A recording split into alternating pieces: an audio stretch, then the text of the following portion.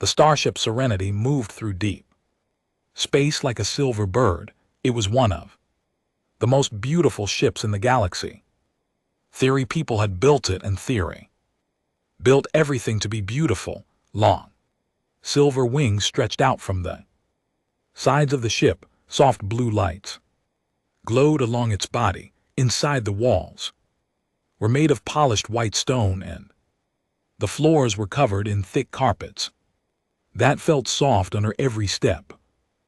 Theory were tall, thin people who looked a little like birds. They had feathers on their arms and heads instead of hair. Their voices were soft and musical. They were known across the galaxy for their kind words, their wise leaders, and their complete hatred of violence. The Theory had not fought a real war in over 1,000 years.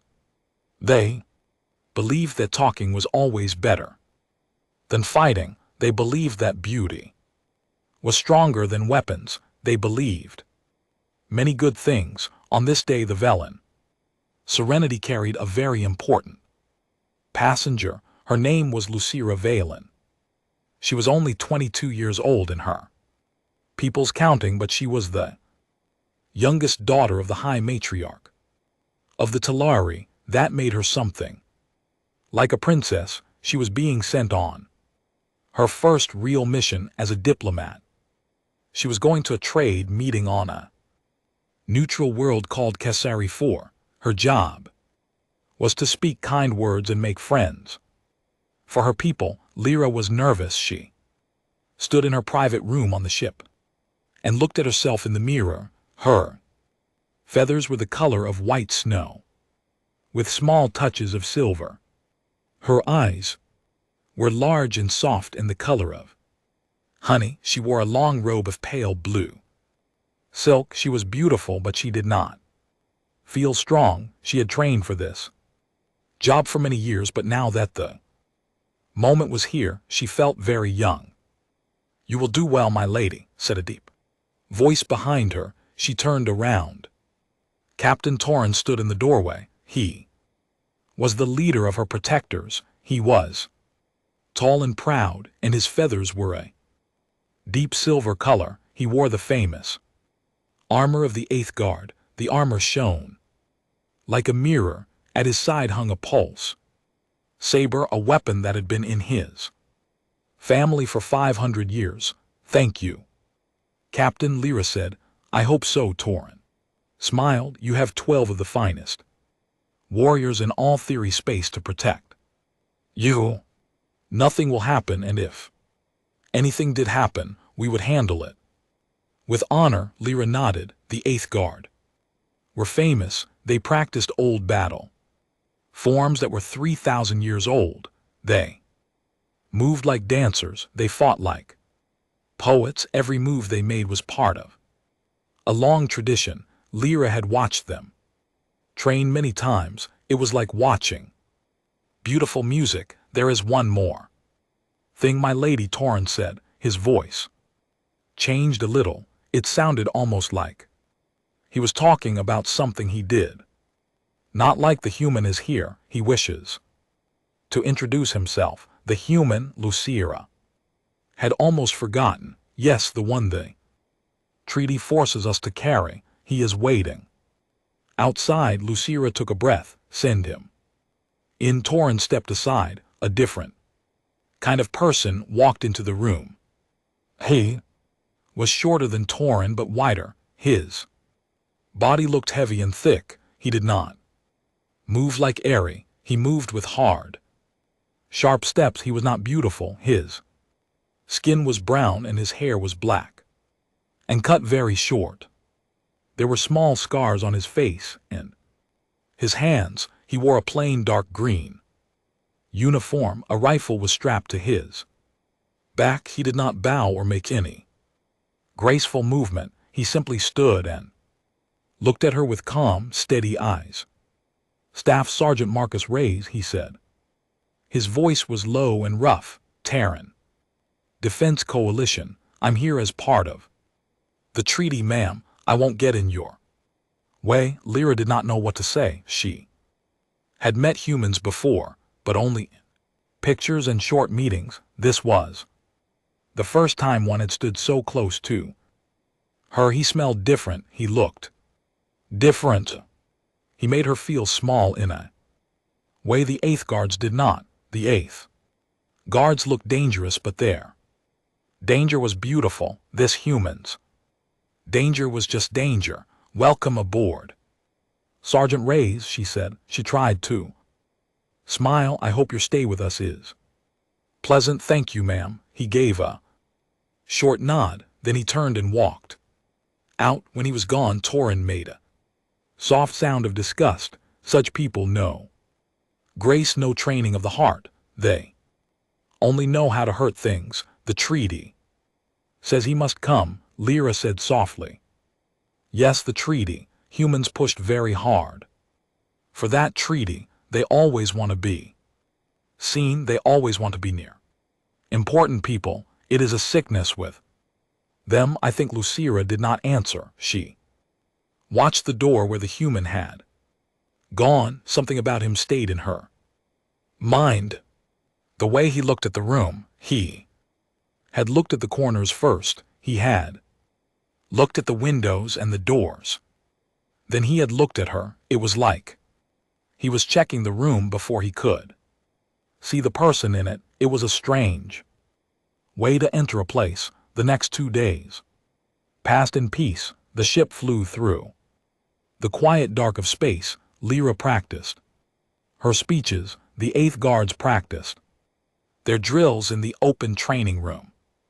Sergeant Reyes was rarely seen. He ate alone. He cleaned his rifle. He walked through the ship by himself, always looking, always checking. On the third day, everything changed. The ship was passing through a jump gate, a great ring of light that sent ships across huge distances of space. This was a normal thing. Ships did it every day.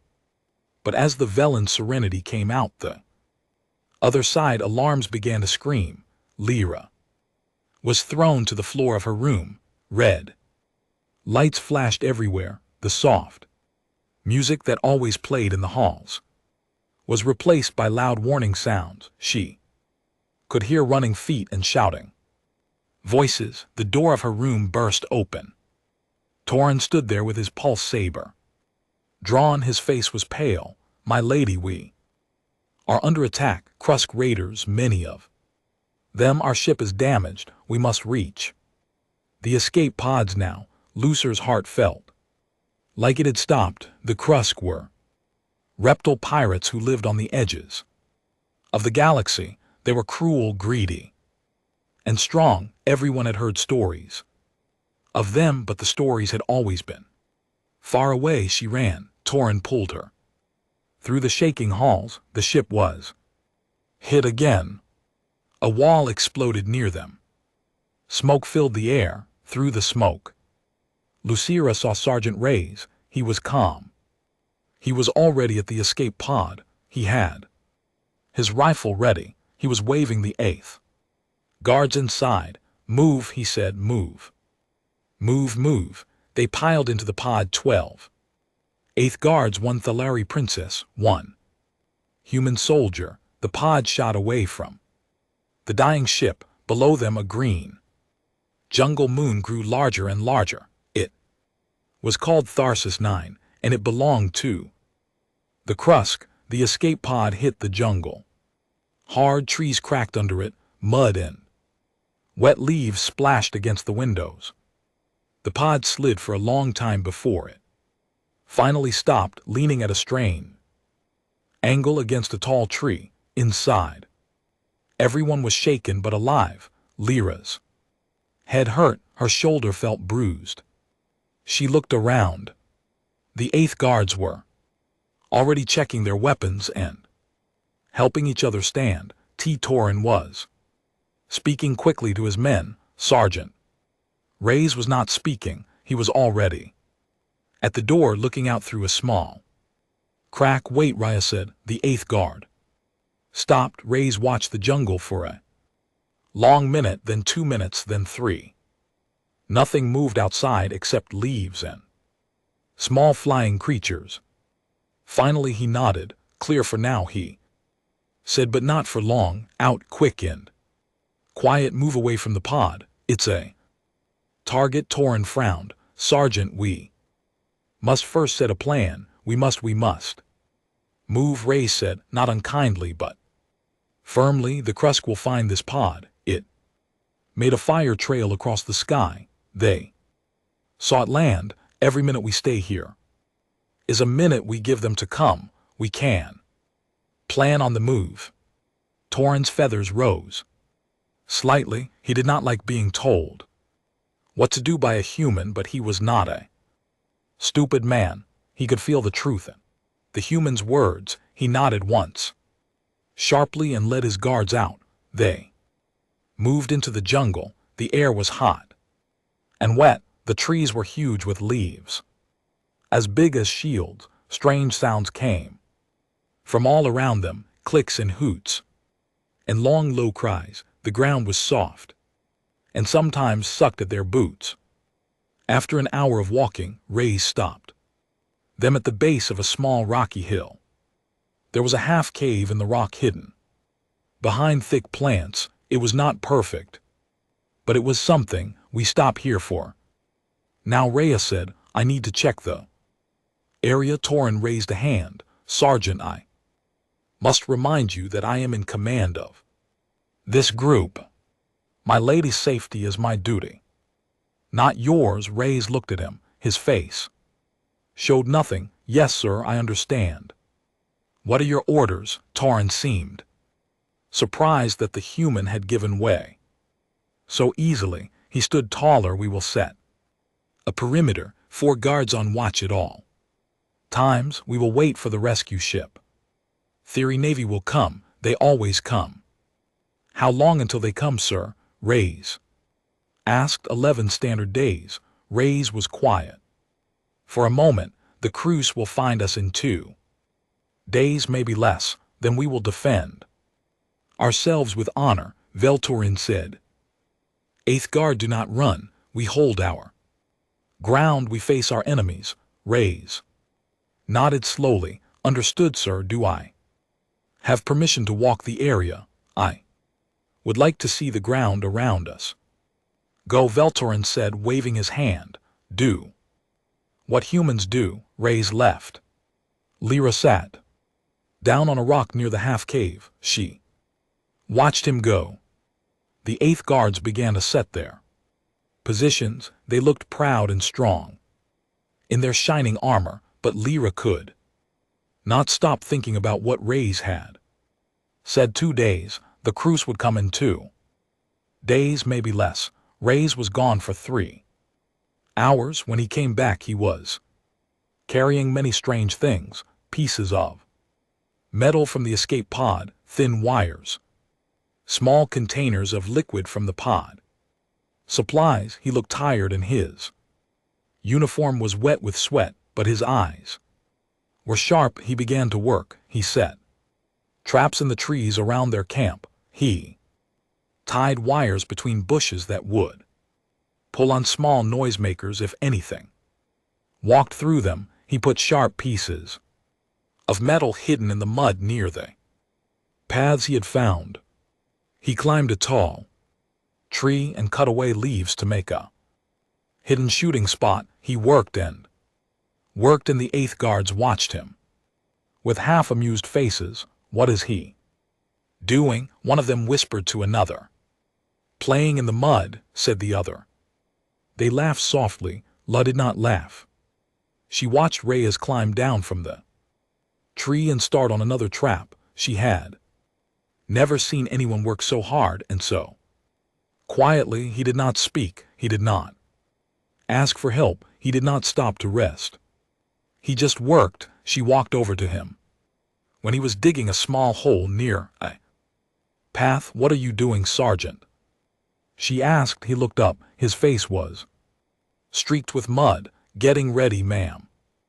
Getting ready for what? For when they come, Captain Torin said. I know what. The captain said, ma'am. His voice was Not rude, just tired, and I respect him. But my job is to keep you alive, so I'm going to get ready, that's all. Lyra was quiet for a while, then she said, "May help?" He looked at her surprised, then he smiled. It was a small smile, but it changed his whole face. "Yes, ma'am, you can hold these wires while I tie them."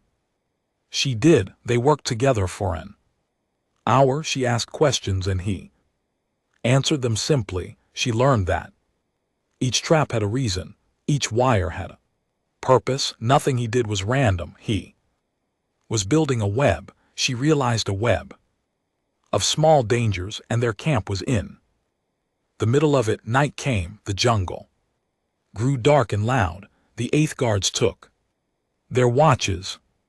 Reyes did not sleep. He sat near the half-cave with his rifle, watching the darkness. 31 hours after they had landed, it happened.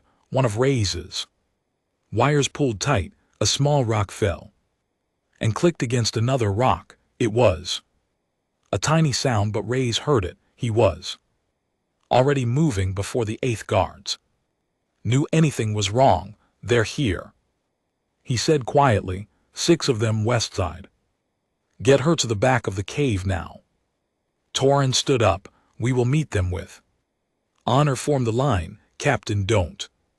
But Torin was not listening. He drew his pulse saber. It lit up with soft blue light. His 12 guards formed their famous battle line, shoulder to shoulder. Their sabers raised. They looked beautiful. They looked like a painting. The crust came out of the trees. They were huge. Each one was twice the size of a human. Their skin was like green leather. They had long teeth and yellow eyes. They carried heavy plasma cleavers that glowed orange in the dark. They did not form a line. They did not make a speech. They just ran forward, screaming, and smashed into the 8th guards. The ceremonial battle line broke. In less than 90 seconds, 3 guards were dead on the ground. The pulse sabers, beautiful as they were, could not stop the heavy plasma cleavers. Guards fought bravely, but they fought in the old way, the clean way, the way of dance and tradition. The Cusk fought like animals. They did not care about tradition. Then the shooting started. Reyes was in the tall tree in the spot he had made that afternoon. He had already killed 4 Cusk before the last 2 knew where the shots were coming from. They turned to run. They did not make it. Reyes dropped out of the tree with his rifle on his back and a knife in his hand. He met them in close combat. It was fast and ugly and silent. When it was over, all 6 Cusk were dead, and Reyes was walking back to the cave, wiping his knife on a piece of cloth. The 8th guard stared at him.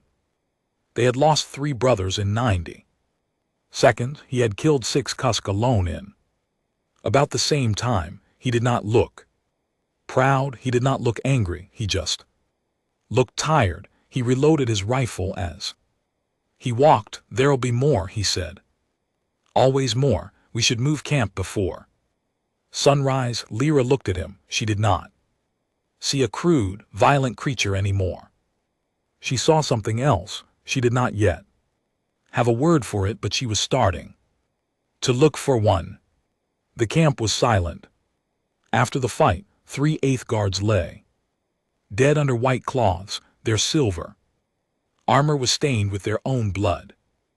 The other 9 guards stood in a circle around their brothers, heads bowed, speaking soft prayers in their old language. Lyra stood with them. Her eyes were wet. She had known these men her whole life. They had played games with her when she was a child. Now they were gone. Reyes did not join the prayers. He was not part of the Dalari family. He stood a little away at the edge of the trees, cleaning his rifle and watching the dark jungle. He did this not to be rude, but because someone needed to. Watch, he understood this even if no one else did. When the prayers were done, Torrin walked over to him. The captain's face was hard. His feathers were no longer proud, they were flat against his head. Sergeant Veltorin said, "We must talk." "Yes, sir, I was wrong. Our battle line did not hold. The old ways did not work against these animals. They're not animals, sir," Reyes said quietly. "They're soldiers. Bad soldiers maybe, but soldiers. They know what they're doing." Torrin nodded slowly. "Yes, I see that now. What do you suggest?" Reyes put his rifle down. He pulled out a small piece of paper and drew a simple map. "I found a cave system about 8 hours walk from here. Deep caves, many tunnels, good water inside. We can defend it with small numbers. If we set it up right, we can hold it until theory rescue ship comes." Torrin studied the map, then he shook his head. "No, I have a better plan." Reyes looked up. "Sir, there is a trading post 300 km from here. It is run by neutral traders. Even the Krusk respect it. If we reach it, we can buy passage on a ship and leave this moon." Reyes was quiet for a long moment. Then he said, "Sir, 300 km through Krusk jungle with a royal prisoner and wounded men. We would not make it past the first day. We are 8th Guards," Veltorin said. "We are fast, we are trained, we can make the journey, sir. With respect, the Krusk will have scouts on every path. They know we're here. They saw the escape pod. They lost 6 of their own.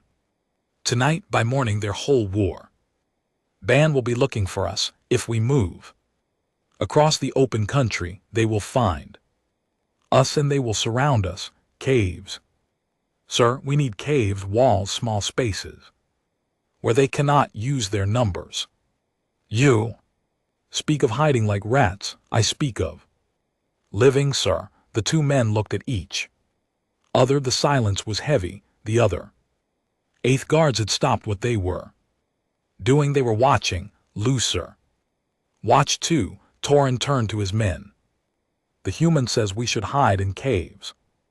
I say we should march for the trading post. What do you say, my brothers?" 6 of the 9 guards stepped to Torrin's side. They were older guards, the ones who had trained for many years in the old ways. They believed in their captain. 3 guards did not move.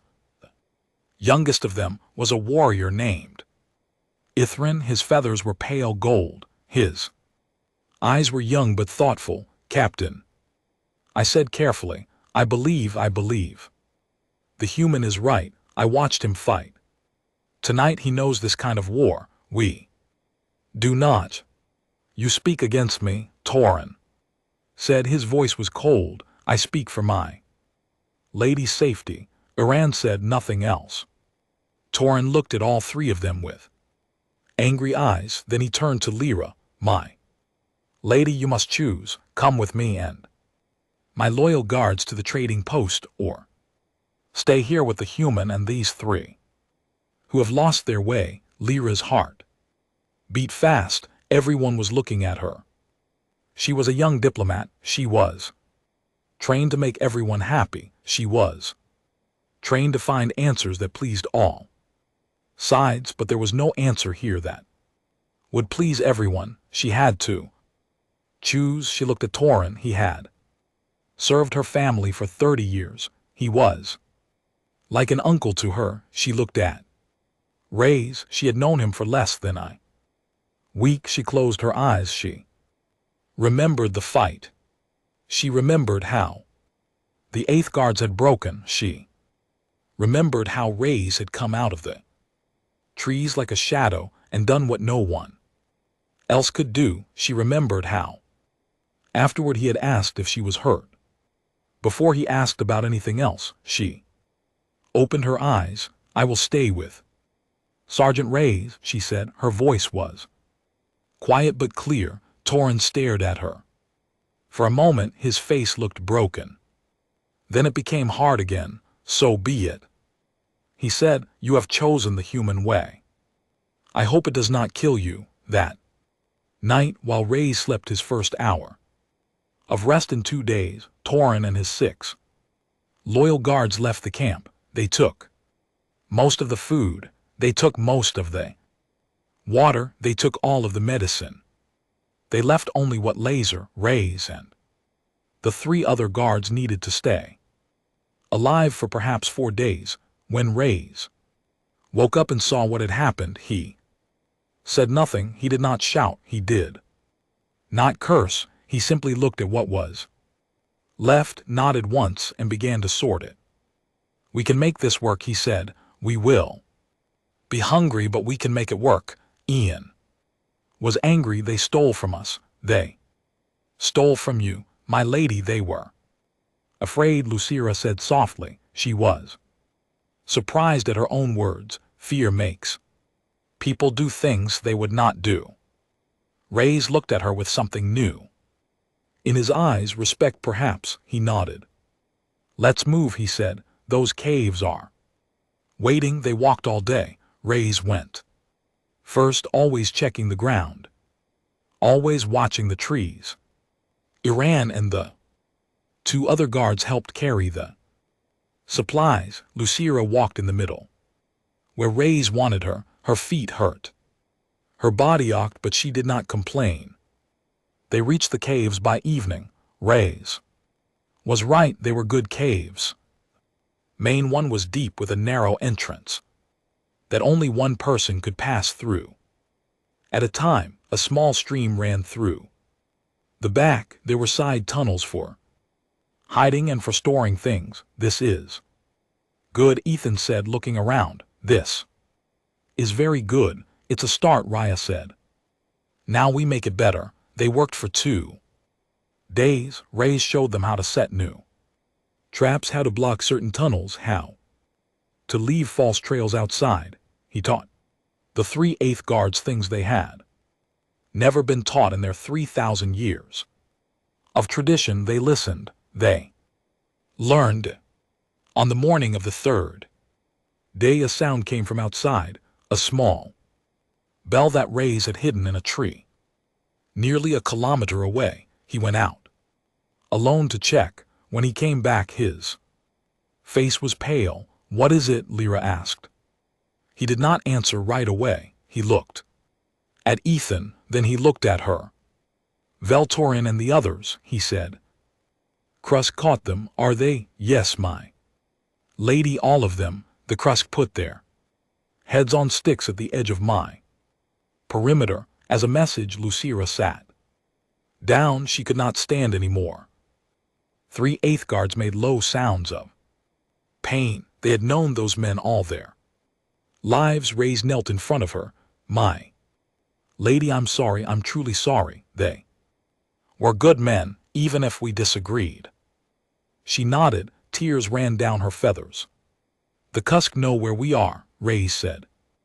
Gently, they'll come soon. A lot of them. How many? She whispered. All of them, my lady. The whole war band, maybe 200. Laser looked at him. There were 4 of them. There were 200 of the enemy. Will we live? She asked. Ray's did not lie. He never lied. You will live, my lady, he said. I promise you that. He did not say that he would live. 2. The Krusk came on the morning of the 4th day. They came in waves. First came the scouts moving through the trees. Ray's traps killed many of them before they even saw the caves. Sharp wires cut their legs. Hidden pits opened under their feet. Small explosives made from things Ray's had pulled out of the broken escape pod turned 3 scouts into smoke before the others could shout. But still they came, and more came. Behind them, Ray's had set the caves up like a puzzle. He had 3 shooting spots ready, all hidden, all with clear views of the paths to the main cave. He rotated between them, moving through small side tunnels so the Krusk never knew where he was. The 3/8 guards held the main cave entrance. Ethan was the strongest of them. He stood in the narrow doorway with a pulse saber in one hand and a Krusk plasma cleaver he had picked up in the other. The Krusk could only come at him one at a time because of the narrow space. He killed the first 4 who tried. Lyra stayed in the back. Reyes had been very strict about this. She had a small pistol he had taught her to use the night before. Point and press, he had said. Don't think, just point and press. She held the pistol now with both hands. Her fingers were cold and stiff. The first day of the fight was the worst for her because she could not do anything. She could only listen. She could hear Reyes' rifle, sharp and steady. She could hear Ethan shouting as he fought. She could hear the screaming of dying crews. She could hear other sounds too, sounds she did not want to know about. By nightfall the crews had pulled back. The entrance to the cave was piled with their bodies. Reyes came back inside. His face was black with smoke. Blood ran from a cut over his eye. He had a burn on his left arm. How many? Lucira asked. She could barely speak. I counted maybe 40 of theirs, he said. We lost one. She turned. One of the 8th guards, a quiet man named Selin, lay near the cave wall. His armor was burned open. His chest was still. Lyra knelt beside him. She closed his eyes gently as her people did. He fought well, my lady, Ian said. His voice was tired. He saved me. A Krusk had me on the ground. Selin pushed him off. Then the plasma hit him. Lucer nodded. She did not cry. She had no more tears left for the moment. She stood up and went to help Reyes with his burn. Sergeant, sit. Ma'am, I need to check the perimeter. Sit. That is a command from your diplomat. He smiled just a little and sat. She cleaned the burn with some water and tied a clean cloth around it. Her hands shook, but she did the work. He watched her with quiet eyes. You are doing well, ma'am, he said softly. I have done nothing. You have not panicked. That is everything. Most people panic. You have not. That is the hardest thing in the world. She did not know what to say to that. The second day was worse. The Krusk came with heavier weapons. They had learned from the first day. They tried to smoke the caves out. They tried to climb the rocks above and drop explosives down. Reyes had planned for these things. He had set false entrances and hidden escape paths. He ran through the tunnels, firing, running, firing again. He seemed to be in 10 places at once. The 2nd 8th guard died when a Krusk explosive broke through one of the false walls Reyes had built. He was a man named Taras. He died quickly and without pain. That was something. Lyra thought that was a small mercy. Now there were only 3 of them, Reyes, Iran, and Lyra. That night, Reyes let himself sleep for 1 hour, only 1. Ethan watched while he slept. Lyra watched Reyes' face. When he slept, he did not look hard. He looked young, younger than she was. Maybe she wondered what his home world looked like. She wondered if he had a family. She wondered if anyone was waiting for him. She realized she did not want him to die. On the 3rd day, the Krusk brought their leader. His name was Brachus the Red. He was the biggest Krusk Glacier had ever seen. He was huge, even for his own people, and his armor was painted with red streaks. He had a deep voice that carried through the jungle. He stood at a safe distance and shouted at the cave in broken common speech. Human, you there, human. I speak to you. Reyes went to a shooting spot and looked out through the hidden hole. I'm here, Browse, he called back. What do you want? You have killed many of my warriors, more than any human has ever killed of my people. You are a great warrior. I respect you. Thanks. Send out Theory, Princess. That is all I want. I will let you walk away. You can keep your rifle. You can keep your life. Just send her out. This is between her people and mine now. Reyes was quiet for a moment, then he laughed. It was the first time Lyra had ever heard him laugh. It was a loud, bright sound, so strange in that dark, smoky cave. She almost laughed too, just from the shock of it. No deal, Browse, he called out. Try again, then you will die here. Human, yeah, probably. Brackus did not attack right away. He seemed to be thinking a warrior he could understand, but a warrior who laughed at a good offer was something new. While they waited, Reyes pulled Lucira and Ethan aside. Listen to me, he said. Both of you listen carefully. They listened. Rescue window opens in 6 hours. The Theory ship will be in orbit. When it comes, they will send signals to find anyone alive. I have a beacon hidden the pod wreckage back at the crash site. It is already sending. They will find us. Good, Ethan said, but we won't make it 6 more hours. The crust will break through before that, so here is what we do. He pointed to a small side tunnel. This tunnel comes out about 2 km from here on the far side of the hill. It is small, very small. Only one person can go through at a time. I already put the last of my explosives at the cave entrance. When the time comes, I will blow the entrance. The cave mouth will fall. It will seal this place. The Krusk will not be able to follow. And you? Lyra asked. Reyes looked at her. I will be on this side of the fall, ma'am. I will hold the entrance while you and I go through the tunnel. No, she said. No, Sergeant, we will all go together. Ma'am, the timing has to be exact. Someone has to stay and light the charges. Someone has to hold them back. In the last minute, if we all try to run, they will catch us. This way you live Ian can hold them. My lady, I said softly, I have already made my choice. She turned to him. He was standing very straight. His golden feathers were dirty, but still beautiful. Ethan, no. My lady, I am Aethgard. I have watched this human fight. He has taught me more about being a protector in 4 days than my masters taught me in 20 years. I will stay with him. He will not stand alone. That is my choice, and it is my honor.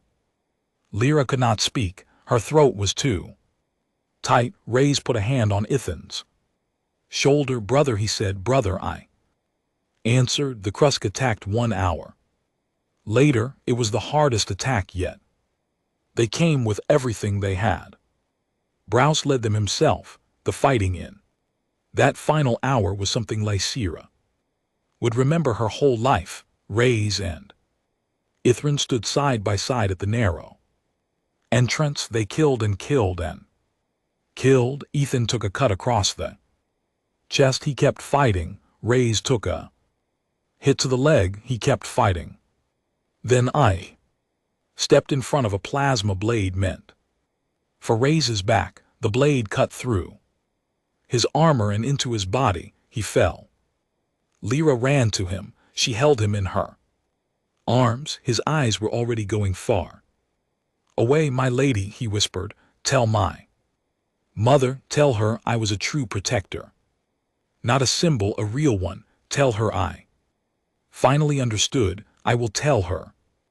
She said, I promise. He smiled. Then he was gone. Reyes pulled her up. His face was covered in blood that was not his, and some that was. His eyes were fierce. Now, my lady, now go through the tunnel. Go and do not stop. Do not look back. When you hear the explosion, you run faster. Do you understand, Marcus? She said she did not know why she used his first name. Go, she went behind her. She heard him shouting at the last of the Krusk. She heard rifle fire. She heard Brackus the Red roaring. She heard the sounds of a man who was not running, who was not hiding, who was not afraid, even though he should have been. She heard a human who had refused to leave. Then she heard the explosion and she ran. Lyra ran through the dark tunnel. The walls were rough and her hands were cut from touching them. The floor was wet. She fell twice. Each time she got up and ran again. The pistol was still in her belt. Ethan's blood was on her dress. Ray's dog tags were in her hand. She had grabbed them without thinking when she knelt beside Ethan. She did not remember doing it. The tunnels seemed to go on forever. She thought she heard sounds behind her, but she could not tell if they were real or if her mind was making them up. She kept running. At last she saw light ahead. Pale morning light. She came out of the tunnel into a small clearing on the far side of the hill. She fell to her knees in the soft grass. Her lungs were burning. Her whole body was shaking. Far behind her, on the other side of the hill, there was no more sound of fighting. The explosion had come. The cave mouth had fallen. Whatever was left was buried now. The Krusk could not follow her through the collapsed rock, but neither could anyone else come out. She looked at Ray's dog tags in her hand, small metal pieces with his name stamped on them. Ray's Marcus TD C4477192. That was all. She wanted to stop. She wanted to lie down and cry until the world ended, but she could not. Ray's had told her to keep moving. Ray's had died telling her to keep moving. She owed him that much. She owed him more than that. She owed him everything. She stood up. She put the dog tags around her neck. She started walking. The rescue point was 2 km north. Ray's had told her this. He had even drawn her small map on a piece of paper. He had thought of everything. She walked for 3 hours. She saw no Krusk. They were all busy at the collapsed cave, searching the rocks, too angry and too confused to look for a single Thalari girl, walking alone through the jungle. By the time she reached the clearing that Ray's had marked, the Thalari rescue ship was there. A small shuttle had landed. Theory soldiers in proper war armor, not ceremonial but real, were searching the trees. They saw her. They ran to her. They called her name. They wrapped her in warm blankets. They asked her 1,000 questions. She answered none of them. She only said one thing over and over. There was a human. There was a human soldier. We have to go back for him. Theory captain looked at her sadly. My lady, if he was at the cave, he is gone. The Krusk are everywhere there. We cannot go back. You must. I am sorry, my lady. I cannot risk the ship. We have you. We must leave. She wanted to scream. She wanted to fight them, but she was too tired. They lifted her into the shuttle. They flew up into the sky. The jungle moon grew small below her, and then she could not see it anymore. 4 days later, on the home world, Lucira sat in her mother's garden. The garden was full of silver flowers and soft fountains. It was the most peaceful place she knew. She did not feel peaceful. Her mother, the high matriarch, sat beside her. She was a tall and graceful woman with white feathers and kind eyes. You have not eaten, my daughter. I am not hungry. Mother, you have not slept. I cannot sleep. Her mother took her hand. Tell me about him, this human. Lyra began to talk. She talked for a long time. She told her mother everything about the Crash about the first fight about Torin and the fracture about the caves about Ethrin about Browse about the final hour about the explosion, about the dog tag she still wore around her neck. Her mother listened without saying a word. When Lyra was done, her mother was crying quietly. He loved you, her mother said. No, mother, it was not that. He did not know me. He barely knew my name. Then what was it? It was Lyra tried to find the word. It was a thing his people have, I think. Something in them, something in him, he said near the end. He said where he came from. They do not leave people behind. I think that is the truth of it. He stayed because he could not leave, not because I was a princess, not because I was beautiful or important, because I was a person, and they do not leave people behind. Her mother held her hand tighter. Then we have been wrong about them, my daughter. We have been wrong for a long time. 3 days after that, a message came. A Terran search and rescue ship had been combing the edges of Krusk space. They had picked up a very weak signal from a small beacon hidden inside a crashed escape pod on Tharsis 9.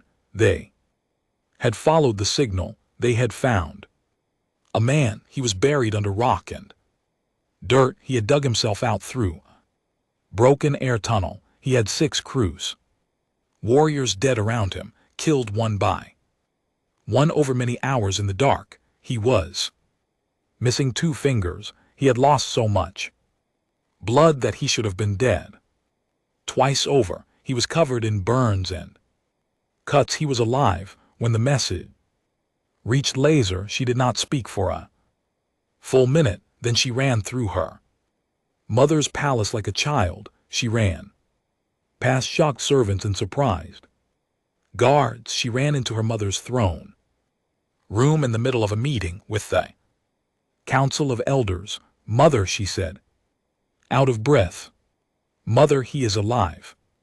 Marcus Reyes is alive. The whole council stared. Her mother stood up slowly. Then bring him home, the high matriarch said. Bring him to us with every honor we can give. 6 months later, the great hall of the Thyri home world held its oldest ceremony. It was called the Rite of Protectors. For 3,000 years, this ceremony had honored the 8th Guard only, 8th Guard only Thalari, but this year the ceremony was different. The hall was full. Thousands of Thalari sat in silver robes. The 12 greatest 8th Guard captains of the realm stood in a line of honor. Council elders watched from high seats. In the center of the hall, on a small white stone, stood a man. He was not tall by the Lari standards. He was wider than they were. He wore a plain dark green uniform, the dress uniform of the Terran Defense Coalition. There were no feathers on his uniform, no silver, no shining armor, just plain cloth and 2 small metal stars. 2 of his fingers on his left hand were missing. A long scar ran down the side of his face. He looked uncomfortable with so many people watching him. His eyes kept moving to the doors and windows, the old habit of a soldier. Lyra walked toward him from the other side of the hall. She wore the white robes of a Theri diplomat, but over them she wore one new thing, a small pale gold feather pinned near her heart. It was the feather of Ethrin. Ethan and LT Unk and GT's mother had given it to her. With tears in her eyes, he chose this human as his brother. Ethan's mother had said, so we choose him too. Lyra stopped in front of Marcus Reyes. She held out her hands. The feather of Ethan was in them. Staff Sergeant, she said softly, will you accept this, in Ethan's name and his memory? Marcus Reyes looked at the small golden Feather, his rough soldier's hands took it gently. His eyes were wet. Lyra had never seen him cry. She was not sure she saw it now. Maybe it was just the light. "Yes, ma'am," he said with honor. The high matriarch stood up from her great chair. She spoke the old words, the oldest words of the Valari people. Words that had been said only to eighth heroes for 3,000 years. No human had ever heard them spoken for him. No human had ever earned them. "You did not run," she said. Marcus Reyes nodded. He did not say anything. He did not need to. The hall stood, all of them. Thousands of the Lari rose to their feet in silence, and they did not sit down until Lyra had walked him from the white stone to the seat of honor beside her mother. Years passed. Lucira became one of the greatest diplomats her people had ever known. She worked on many treaties. She traveled to many worlds. Peace grew in the sector. The cruise raiders were pushed back. The theory navy grew stronger. Trade flowed. Children were born who would never know a war. And in every Thalari diplomatic rulebook, in every treaty, in every convoy order, a small new line began to appear. It was a line the old captains had fought against at first. It was a line the council had argued about for many nights. It was a line that changed 3,000 years of theory. Tradition. The line was only 6 words long, but it said everything. Request. One human, at minimum, and on some worlds, in some quiet corners of the galaxy, when theory children asked their parents why such a strange line was in their people's oldest rules, the parents would smile. They would sit the children down and they would tell them a story. It was a story about a young princess and a jungle moon and a human soldier who did not